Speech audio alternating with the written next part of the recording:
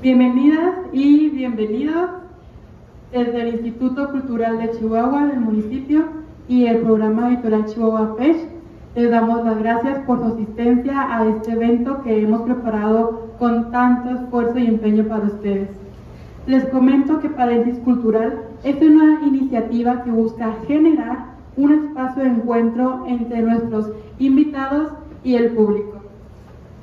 Tengo el placer de introducir esta charla presentada por uno de los ganadores PECH 2022, Alejandro Manzano. Un fuerte aplauso, por favor. Alejandro es escritor y tallerista. En el 2024 recibió la beca por parte del FOMAC y su trabajo ha sido publicado por diversos medios.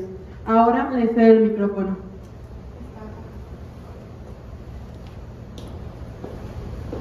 Bueno, buenas tardes, muchas gracias a todos por venir. Como ya nos comentaron, yo soy Alejandro Manzano, efectivamente. Voy a hablar de un tema que a mí me encanta, que es una intersección entre varios temas. Como bien dice el título, ciencia ficción decolonial y ecocrítica. Este es un tema, una colección de temas de los que podría estar hablando por horas y horas. Pero en el interés de respetar su tiempo, vamos a avanzar un poquito express. Entonces, salud. Cualquier pregunta que vaya surgiendo, por favor, al final. Como primer ejemplo de lo express que vamos a hacer, la palabra ecocrítica la voy a definir muy rápidamente como la crítica ecológica al capitalismo. No es lo mismo que el ecologismo, ¿verdad? Es una crítica desde el estudio de los sistemas naturales vivientes de la Tierra. Aquí tengo yo Pero las otras palabras sí las voy a definir un poquito más detenidamente, empezando con ciencia ficción. Ciencia ficción es un término que a lo mejor muchos hemos encontrado en nuestra vida y que probablemente si están aquí alguna familiaridad tengan. Pero para ser muy precisos, voy a distinguirla de la fantasía. El género narrativo fantasía, literario por su contenido, es el que habla de magia. Y el fantástico suele estar en nuestro mundo, ambientado en un mundo basado en el real. La fantasía está más abierta a mundos secundarios. En ciencia ficción, cuando hablamos específicamente del término ciencia ficción, me voy a apoyar en la definición de Orson Scott Card, que me temo que quizá la hice muy pequeña para que se vea bien. Orson Scott Card define a la ciencia ficción como el género narrativo que habla de los efectos del descubrimiento científico y el desarrollo tecnológico en la vida de las personas.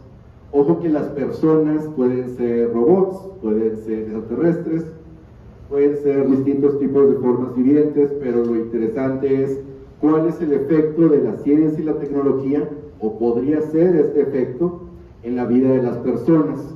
En mi no tan humilde opinión, en la época moderna, que está tan determinada por la ciencia y la tecnología, este es un género narrativo particularmente apto para expresar o trabajar o comentar sobre nuestra experiencia en esta época histórica. Tengo aquí en la diapositiva también a Mary Shelley, autora inglesa de Frankenstein, el moderno Prometeo, en 1818. No la tengo ahí nomás porque soy fan, la tengo aquí para hacer hincapié desde un principio que la ciencia ficción nunca fue algo exclusivo de los hombres o de las personas de color de piel blanca, discapacidades, etc. Al contrario, nace por el trabajo de una mujer. Lo que sí es cierto, y es parte importante de lo que vamos a ir comentando, es que la ciencia ficción, como todo el arte, es un proceso, una actividad social, existe en la sociedad real, ¿no? Entonces los problemas de nuestra sociedad, de alguna manera, se infiltran o son apropiados o se reflejan, se acaban manifestando en esta actividad social que es la literatura de ciencia ficción. pero no es algo inherente al género mismo. En todo caso, si quisiéramos hablar en esos términos, el origen es por la pluma de una mujer. Ya que definí la ciencia ficción, vamos rápidamente a hablar de los problemas de la ciencia ficción. No se entretengan demasiado por lo pronto en esta pared de texto que puse, que casi no se entiende. Veamos los que alcancen a ver esta imagen aquí. ¿Qué es lo que vemos aquí? Vemos la portada de un cómic de Flash Gordon de los años 40. Flash Gordon, una propiedad intelectual que tuvo series, películas, un remake en los 70, etc. Y específicamente, ya yéndonos al detalle, ¿qué es lo que hay en pantalla? No sé si alcancen a distinguir, pero está Flash Gordon con un arma, como vaquero, disparándole a una especie de monstruo, que por su diseño de criatura podríamos equipararlo a un pterodáctilo de la Tierra, antiquísima, pero por el contexto de la serie Flash Gordon, por sus botas de metal, etc., sabemos que probablemente es un extraterrestre, ¿no? Una especie de bestia de otro planeta. Vemos dos hombres abriendo fuego contra este animal y vemos, aquí tal vez no se distinga muy bien, pero en el dibujo casi parece que está Flash Gordon pisando a la mujer. La mujer está en un rol pasivo, ¿no? Como de damisela en apuros. Ellos están llevando a cabo la acción, y la acción específicamente, yo la escogí como un buen ejemplo porque es arquetípico de los tropos, los clichés de la ciencia ficción de la así llamada Edad de Oro, cincuentera, cuarentera, ¿no? Abriendo fuego contra una bestia que no conoce. Mencionaba que la ciencia ficción, como es un fenómeno social, participa de los mismos problemas, a pesar de su origen, de la mano de una autora mujer. Se fueron en la práctica, también lo quiero mencionar, los nombres que de plano no se alcanzan a ver, son prosombres, ¿no? Con el paso del tiempo, los prejuicios y la exclusión que ocurren en la vida real se fueron practicando en la práctica, en la actividad real de las editoriales y los estudios de cine y las empresas de cómics, ¿no? E institutos incluso de gobierno, académicos, etcétera, que de alguna manera participaron o se fueron apropiando de la ciencia ficción. ¿Por qué me gusta esta imagen? Porque está muy mal, ¿no? Porque tiene muchas cosas que podemos caracterizar como paradigmáticas del pensamiento colonial aquí hablando de una época histórica específica del capitalismo, cuando le eran útiles, o más que nada, determinados paradigmas ideológicos. Por ejemplo, en la ciencia ficción arquetípica, insisto, años 40, 50, cuando fue el primer gran boom comercial, la mayoría de las personas no leían la novela de Mary Shelley, leían la película y leían estos tipos de cómics, series, películas que participaban, ¿no?, de la idea de conquistar una frontera. Este cómic salió al mismo tiempo que estaban de moda los cómics de vaqueros, y parece un vaquero, Flash Gordon, ¿no?, disparando y con la mano como si fuera agarrado con revólver. Y existe también esta idea de someter a la naturaleza. Una y otra vez en los relatos del primer gran boom de la Era de Oro, Flash Gordon, el héroe que fuera, dispara antes de averiguar qué está pasando, ¿no? La naturaleza aparece en estos formatos como una bestia, como un monstruo al que enfrentar, casi podemos equipararlo, ¿no?, al dragón. Y en las historias en las que suelen haber extraterrestres, digamos, homínidos, ¿no?, parecidos a los humanos, humanoides, hay una anteposición muy clara entre el progreso, que se asocia a los hombres, a lo blanco, europeo, versus, todo esto está en comillas, progreso versus pensamiento indígena o alguien que parecen indígenas, si el lector lo entiende, ¿no?, como hoy metáfora del indígena. Algo que va a un poco más adelante es que cuando Hollywood apenas va, la literatura ya viene. La ciencia ficción a nivel literario está décadas más, pues a nivel literario, a nivel de especulación científico y tecnológica, siempre tiende a estar décadas por delante de lo que viene haciendo apenas remedando Hollywood, ¿no? Entonces, lo menciono por Avatar, lo menciono porque voy ahorita a estar tirándole carrilla a Avatar para que ya tengamos en cuenta. La última idea que quisiera remarcar de la ideología colonial, que claro, cuando estás colonizando a otra tierra, a otros pueblos, te conviene como Estado, como sector privado, promover ideas de conquistar una frontera, la frontera como un espacio de posibilidad para ir y hacerte un verdadero hombre teniendo tu rancho, tu tierra, no robándolo. Someter a la naturaleza, porque no te va a convenir negociar con estos indígenas, más bien presentarlos como parte o como ayudantes o como, al fin y al cabo, del mismo campo semántico de la bestia, ¿no? Y por supuesto, progreso versus el pensamiento indígena, lo cual en sí mismo no es buena ciencia. Hoy en día la ciencia se alimenta y está en diálogo con todo tipo de saberes.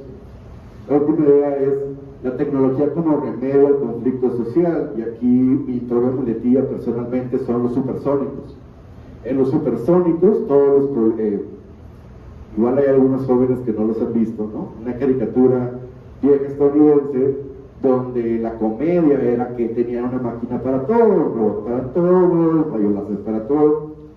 La tecnología como remedio al conflicto social es una idea muy peligrosa, muy venenosa, que tiene raigambre colonial. La idea que posteriormente se fue clasificando como la ideología del positivismo, de que la tecnología por sí misma va a resolver los conflictos sociales y los problemas que de ellos devienen, que en la práctica no vino pasando. Entonces, ya hablamos de los prejuicios y la exclusión, no solo expresados en la portada de Flash Gordon, o el interior del cómic de Flash Gordon, sino en las prácticas económicas reales de quién puede publicar, quién puede editar, quién es leído, quién es comentado y quiénes no.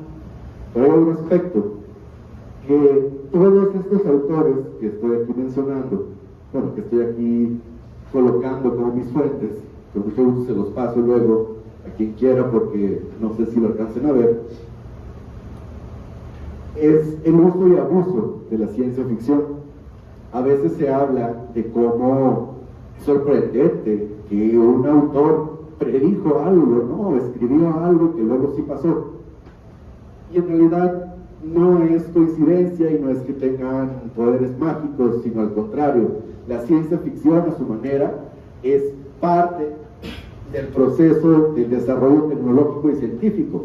No es coincidencia que Julio Verne escribiera una novela de viaje a la luna y 100 años después, en efecto, la NASA fuera a la luna.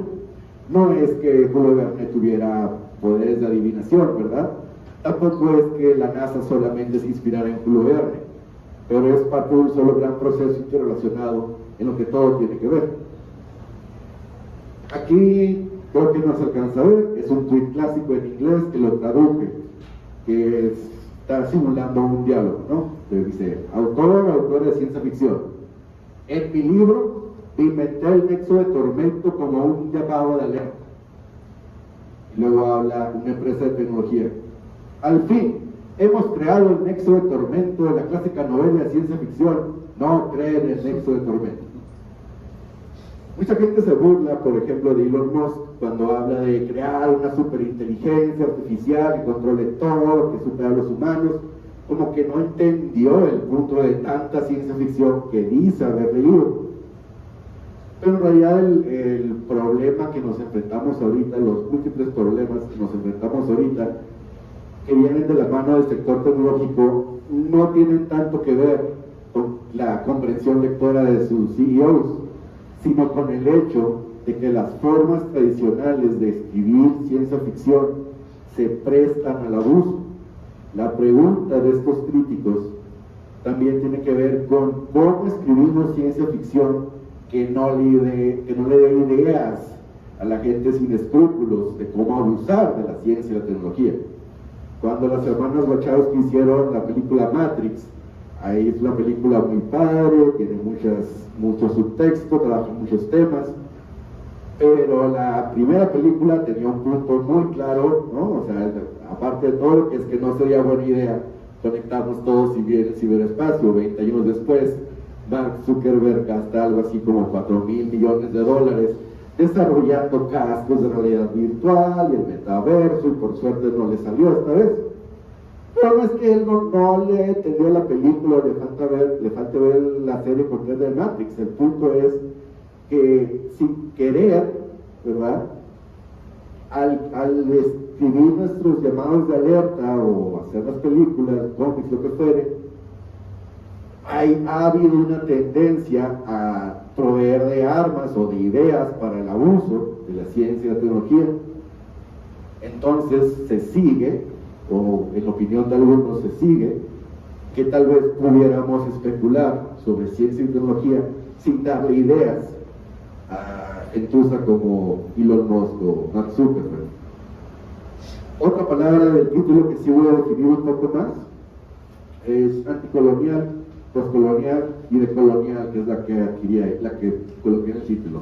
De nuevo, aquí están mis fuentes, y las pueden consultar o pedírmelas después. Para no hacer el cuento demasiado largo, en mi sincera pero también humilde opinión, hoy en día, desde los años 80 se empezó a poner de moda decirle postcolonial a todo.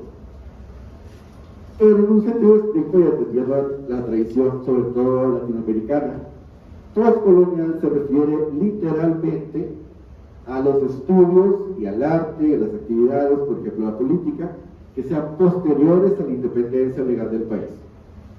Los movimientos, artes, grupos anticoloniales se posicionan a favor de la independencia, en contra de la situación colonial. Lo postcolonial es todo lo que sucede y todo lo que se estudia, se habla y se expresa después de la independencia oficial del país, ahí como Guadalupe Victoria. Y lo decolonial es la crítica y cambio a los efectos de la colonización. A lo mejor algunas personas que nos acompañen hoy están muy conscientes de las críticas contemporáneas a las políticas de Benito Juárez, sobre todo en la cuestión indígena, pero los invito a considerarlo en el contexto de los efectos de la colonización, los efectos que también pueden ser persistentes de la colonización. El papel de la Iglesia Católica en el México independiente era una continuación de su rol antes de la independencia. Entonces, el movimiento de reforma, las leyes de reforma, la Constitución del 57, la guerra civil y luego la intervención francesa, son parte de un solo proceso para hacer menos colonial al país, para ir deshaciendo, ir criticando, ir curando los efectos de 300 años de colonia sobre la sociedad mexicana. Una vez ya, aunque ya estuviera legalmente liberada, se nos quedaron las taras, se nos quedó el racismo, se nos quedó la violencia religiosa en su momento, se nos quedó el papel institucional de la Iglesia Católica antes de la Guerra de Reforma. No me quiero entender demasiado en esto porque aquí se pueden hacer doctorados, ¿no? Voy a hablar ya hablé un poco de problemas y cosas que están mal, entonces vamos a hablar ahora de cosas que me gustan. Voy a hablar de 3 autoras. La primera aquí es Ursula K. Le Guin. Ursula K. Le Guin, autora estadounidense, escribió muchas novelas y cuentos, y el que voy a comentar en este momento, pues solo déjenme confirmar que no estemos mal de tiempo, vamos más o menos bien, es la palabra para el mundo es bosque, en inglés the word for world is forest, la palabra para el mundo es bosque. Esta novela se escribió en 1972, casi 40 años antes que la primera película de Avatar. Si les comentaba que íbamos a tirarle carrilla a Avatar. Pero a diferencia de Avatar, Ursula K. Le Guin sí cuenta una historia, de cómo los humanos del planeta Tierra encuentran y empiezan a colonizar un planeta al que le dicen primero Nuevo Tahití, pero que sus habitantes indígenas le llamaban Atse. Y los habitantes de Atse son distintos a los humanos, son más chaparros, tienen forma homínida y tienen pelo verde en todo el cuerpo. Y tienen una diferencia clave en sus ciclos circadianos. en su ciclo de sueño, pueden estar como soñando despiertos. Y es parte integral de su cultura, es algo muy padre. En la palabra para el mundo del bosque, Ursula K. Le Guin nunca te resuelve la pregunta de si esta diferencia en el sueño es algo no puramente cultural o en qué medida es fisiológico. Y sus narradores son humanos y son aliens. Es parte de un ciclo de novelas más largo, el ciclo de Lecumen, que se me acabó el tiempo resumiéndolo aquí. Se puede leer por sí solo. Y lo que me gusta mucho de la palabra para el mundo del bosque, aparte de que está magníficamente bien escrito, es que los protagonistas, Capitán Davidson, humano militar, Sever, el líder indígena, y el lingüista Lyubov, interactúan principalmente no como una película de acción, como en Avatar, insisto, Hollywood apenas va, y Ursula K. Le Guin ya estaba replanteando y reimaginando estos mismos tropos narrativos desde los años 70. Lyubov es un lingüista, y la fascinación de Sever, el líder revolucionario indígena, anticolonial en este caso, narrativo, es comprender también él no solo los idiomas específicos de los humanos, sino cómo es que hablan sin referirse a sueños, cómo es que no se conectan con los sueños, cómo es que distinguen tan claramente para él entre estar despierto y estar dormido, y cuando es una señal de los sueños, etc. Cosa que también es paralelo con muchas culturas indígenas humanas reales que tienen otras relaciones con los sueños. Entonces, sí hay conflicto, pero también hay diálogo que enriquece. Entonces, aquí hay una crítica, una ecocrítica, sí al extractivismo, sí es el libro quizá menos complejo de Ursula K. Le Guin, en tanto que los villanos son algo así como Avatar, pero no es una historia tipo Avatar de Danza con Lobos o El Último Samurái, donde llega el soldado blanco y se pierde entre los indígenas y resulta que es el mejor samurái de todos. No hay ese tipo de extraña redención del propio sujeto colonizador, sino al contrario, nos reta a Ursula K. Le Guin a considerar como iguales a los que al fin y al cabo resulta que son descendientes del mismo ancestro común que los humanos, las personas de arte. Esto no es una sorpresa, no es arruinar el libro, pero es parte del planteamiento del ciclo de Lecumen, que está en Pablo. Nishi Scholl todavía vive, nació en el 55, también estadounidense. Ella ha escrito novela, ha escrito cuento, ensayo, ha sido académica, pero yo la menciono aquí sobre todo por su trabajo editando dos antologías de cuento, New Songs, Nuevos Soles, 1 y 2. El objetivo explícito de Nuevos Soles 1 y 2 es antologar relatos escritos por personas de color, o sea, personas que en el contexto estadounidense y canadiense no se consideran blancas, entre comillas. Y lo resalto porque lo que me fascina de estas tres autoras es que cada una emplea distintas estrategias decoloniales, mientras que Ursula K. Le Guin lleva a cabo su lucha a través de la novela que escribe.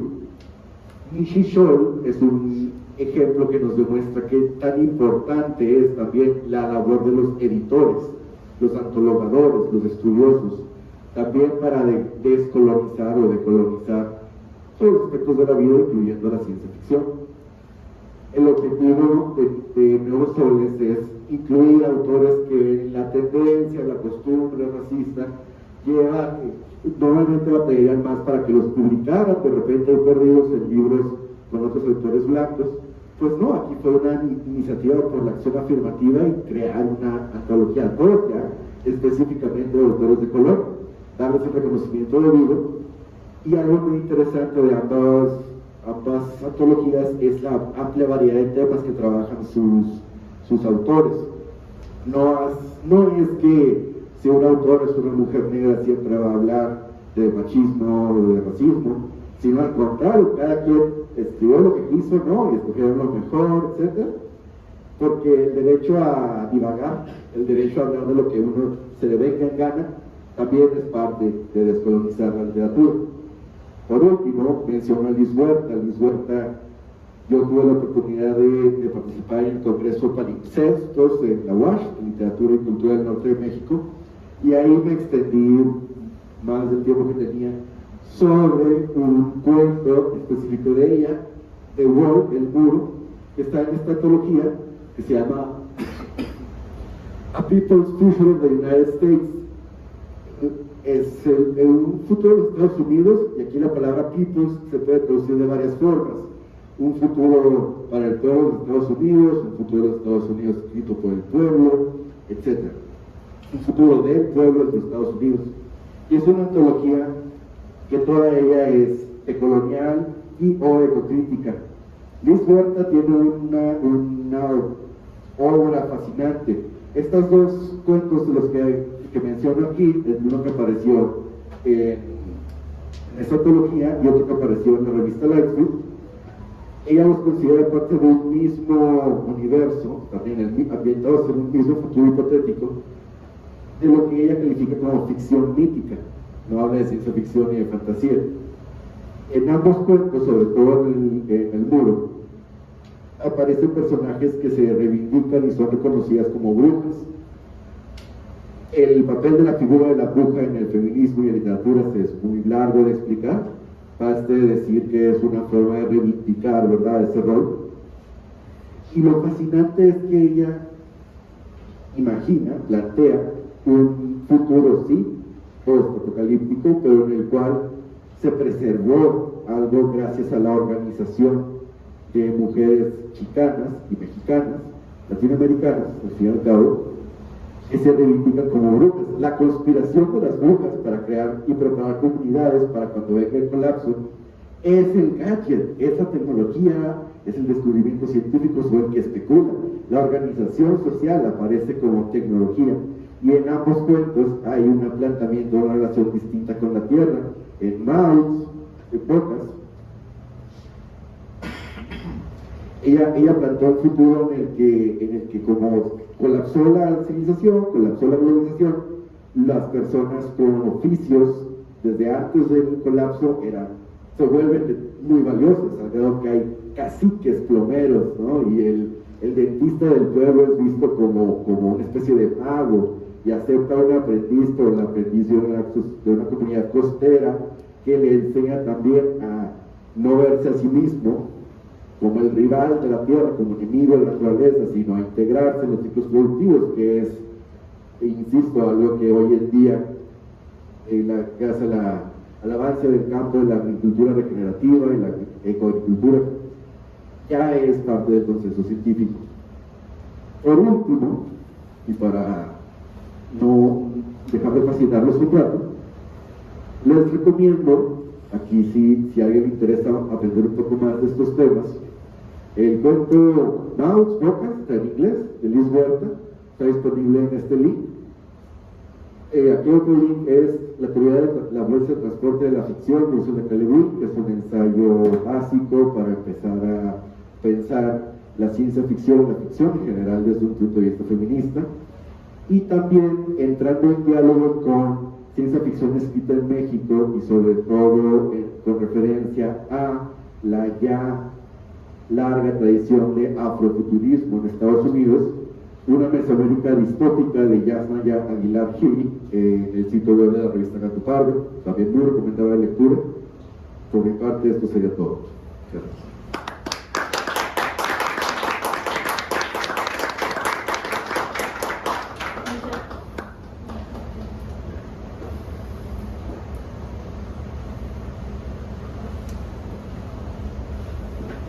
¿Sí? Ahí, ok. Muy bien.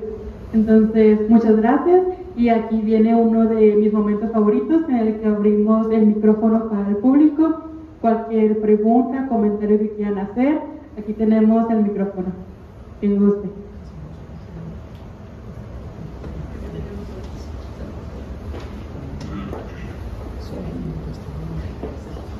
Muy padre tu plática, nos gustó mucho a todos. Mi pregunta es, de las tres mujeres que pusiste, nada más una de ellas es de descendencia latina, por lo que imagino, no conozco su obra. ¿Por qué crees que se dé más en la lengua inglesa este tipo de corrientes literarias que en la lengua hispana? Muchas gracias, Luis.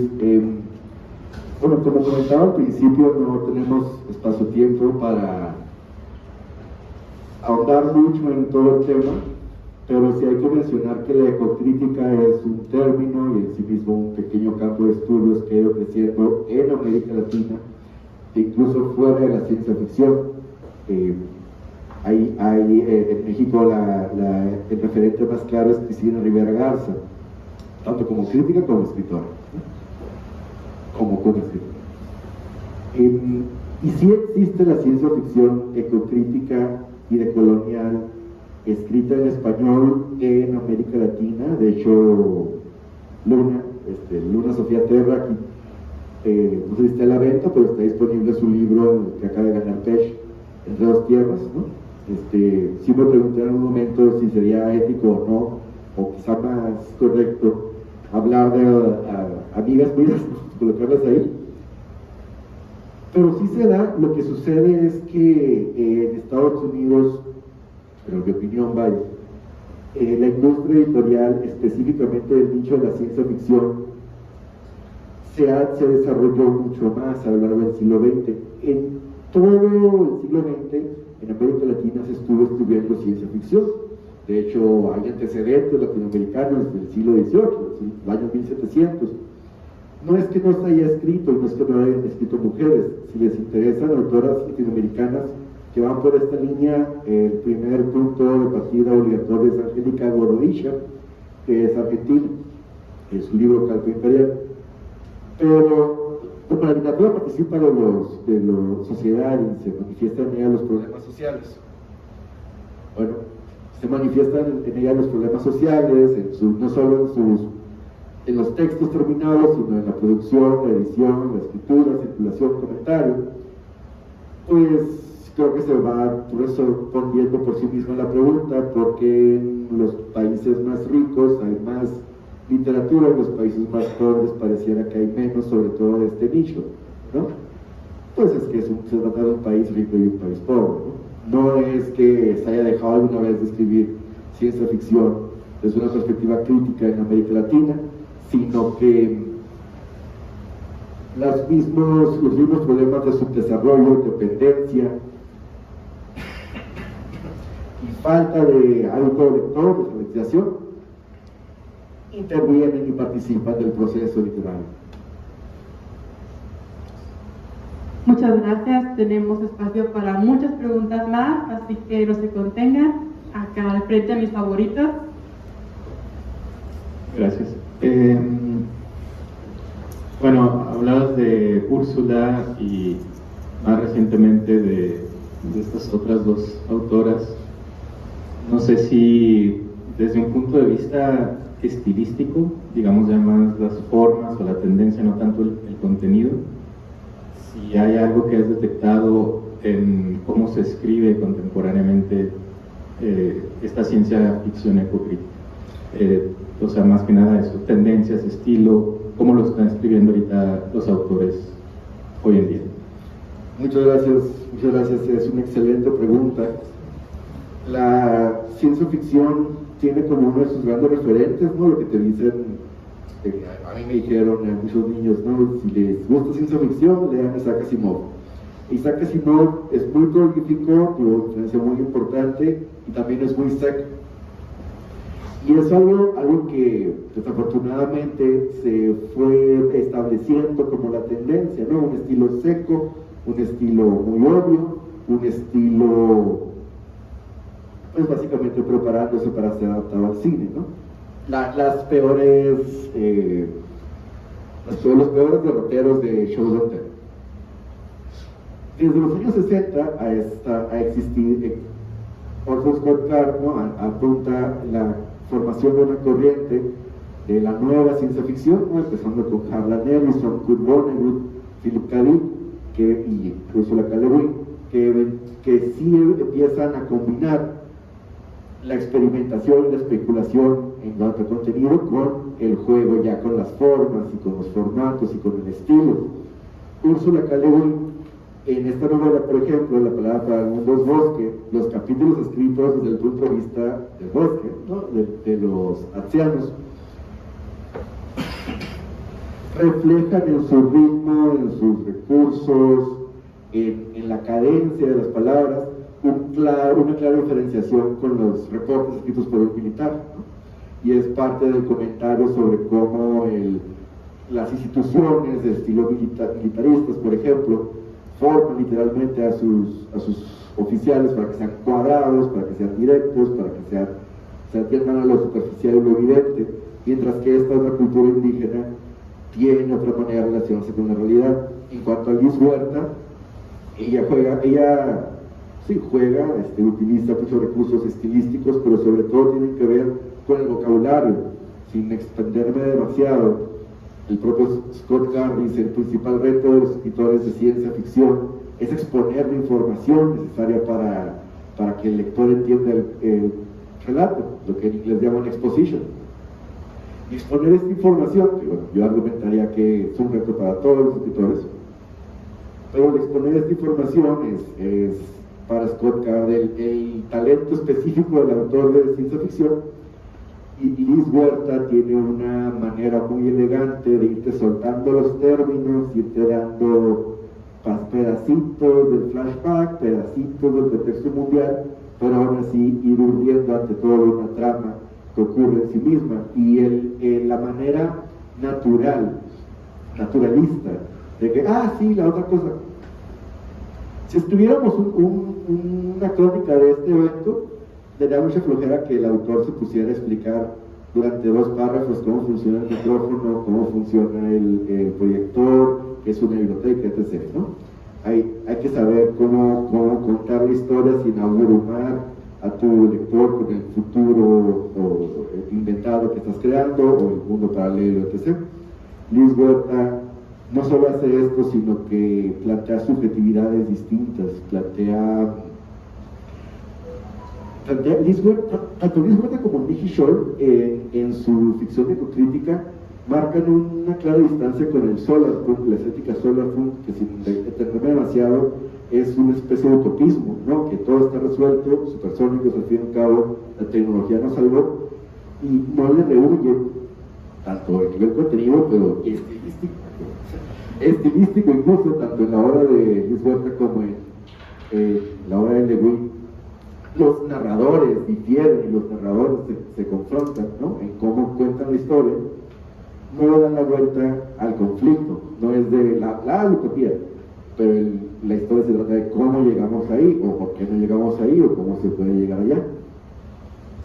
Y esto se refleja en el estilo. Entonces, atendiendo a tu pregunta, ¿cuáles son los rasgos o tendencias estilísticas que yo he notado en ciencia ficción ecocrítica? Primero, rehuirle a la sequedad de Isaac Asimov, ¿no? Jugar más con la forma, confiar más en el lector, que puedes tener otros tipos de narradores, otros tiempos verbales, ficcionalidad, textos ficcionales dentro de la novela, y que te va a seguir la corriente aunque no estés tan evidente como artículo de Wikipedia, que a veces eso pasa con leyendo Asimov. Los 2 grandes padres, no padres, pero referentes de la ciencia ficción, Asimov y Arthur C. Clarke, no podrían ser más distintos. Si estuviéramos jugando a las genealogías, diríamos que estos son más de la línea de Clarke.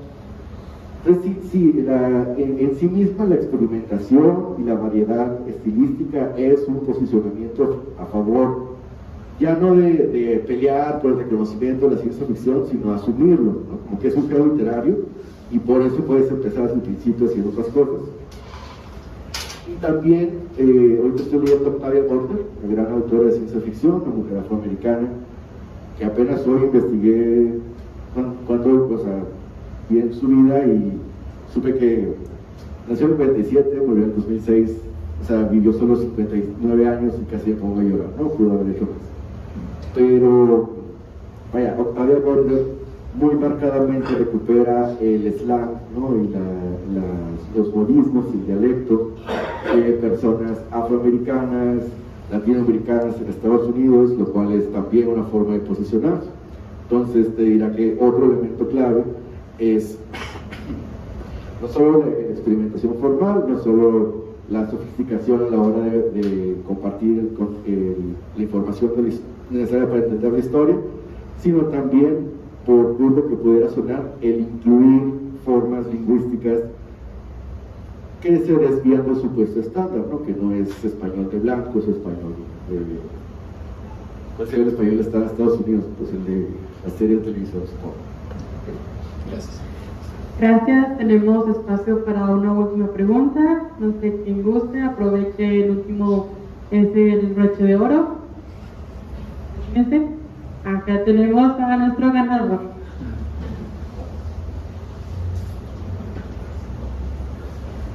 Buenas tardes, mi nombre es Humberto. Yo desconocía este término como tal. Me puse a investigar un poco antes de venir para no estar tan en blanco. Me surgió una pregunta, más allá de la literatura o películas y demás, ¿existe algún movimiento social que se precede ser actualmente que hable de la decolonización? Gracias por la pregunta. Es una tremenda pregunta. ¿Cuántas horas tenemos? 10 minutos, muy bien. Mencionábamos la decolonización como algo que acompaña, a veces antecede al hecho formal de la independencia. Y aquí arriba puse iconitos, ¿no? Una planta germinando, una planta creciendo, y el pensamiento y la acción decolonial como el agua, el sol, el fertilizante que va acompañando todo este proceso.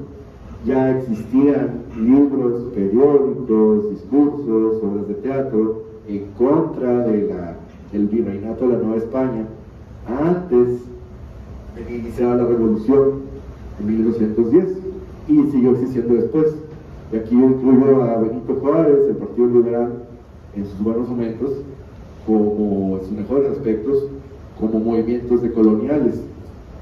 La idea de lo decolonial como algo así autonombrado, autosumido, data por ahí de los años 30, sobre todo con la negritud del francés, ¿no? René Cesaire, Frantz Fanon.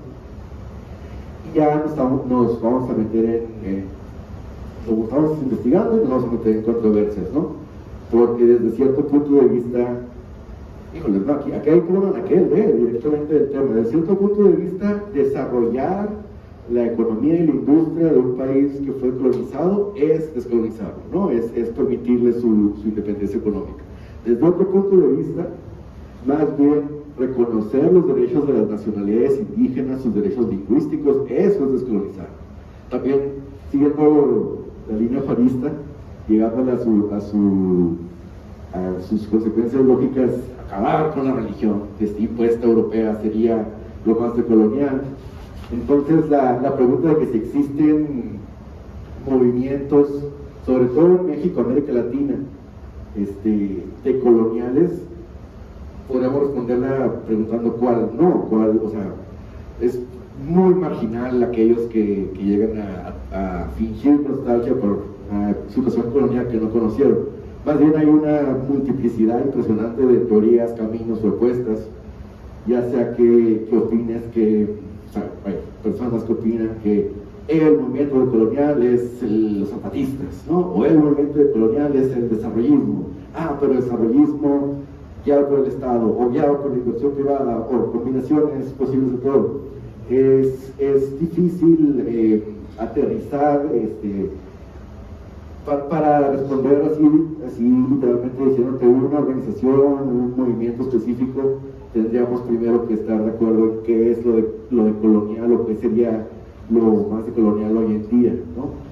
Yo por mi parte pues sí, opino que tan variada es el campo de acción como lo son sus expresiones posibles. Reconocer derechos de los pueblos indígenas y ponerlos en práctica efectiva es parte de descolonizar. Reconocer derechos lingüísticos, luchar por la igualdad de género, contra el racismo, que al fin y al cabo son parte de la ideología colonial que se nos quedó hasta nuestros días, son parte de eso. Y más allá, para darte más especificidad, o sea, se lleva a cabo luchas y procesos y estudios, ¿no? O sea, no solo organizaciones, sino también estudiar sobre el tema, publicar resultados, comparar, análisis. Se lleva a cabo todo esto desde la academia, desde el gobierno y desde todo el espectro político prácticamente, países literalmente postcoloniales. si lo que estamos buscando, tal vez es mi opinión personal, yo diría que es, por algo puse juntos, de colonial y ecocrítico. Yo creo que el legado más pernicioso en América Latina de la colonización, o uno de los peores tal vez, para no minimizarlo, es esta relación de adversario con la naturaleza. Entonces, un movimiento ecocrítico, los movimientos ecologistas, más que nada aquellos que también toman en cuenta las necesidades humanas, ¿no? O sea, yo más que apostarle, hay una propuesta, hay un libro, hay libros en respuesta, ¿no? Que se llaman Half Earth, ¿no? Tierra a la mitad, ¿no? Es a partir de una propuesta de un científico que dice: si la mitad del territorio de la Tierra, que está ocupado por seres humanos, se fuera devuelto a la naturaleza y fuera restaurado, si los humanos usáramos la mitad del territorio que fue en los 80, que estamos usando ahorita, se resuelven los problemas. Es un ejercicio de pensamiento muy interesante, pero para ser eficaz, para ser efectivo, para así colonizar, no me parece terriblemente realista. Le apostaría más a repensar el urbanismo, por ejemplo, reforestar, pero también reforestar la ciudad, ¿no? Pues sí, mi punto de vista es que los movimientos ecologistas serían la punta de lanza contemporánea, ¿no? De la descolonización contemporánea. Muchas gracias, Alejandro. Sin duda esta charla fue el respiro que necesitábamos para seguir con nuestra semana. Ya lo logramos. Por desgracia no tenemos los libros presentes de Alejandro, pero se pueden contactar con él o a través del page para adquirirlos. Se los recomendamos enormemente y les recordamos que Paréntesis Cultural se hace todos los miércoles en este mismo lugar a esta misma hora. Y ya que están aquí, pues vamos a aprovechar para invitarlos a nuestra siguiente charla, que es con Valeria Loera. Ella es ganadora de uno de los premios nacionales más importantes de dramaturgia y muchas gracias por su asistencia. Esta charla ha concluido.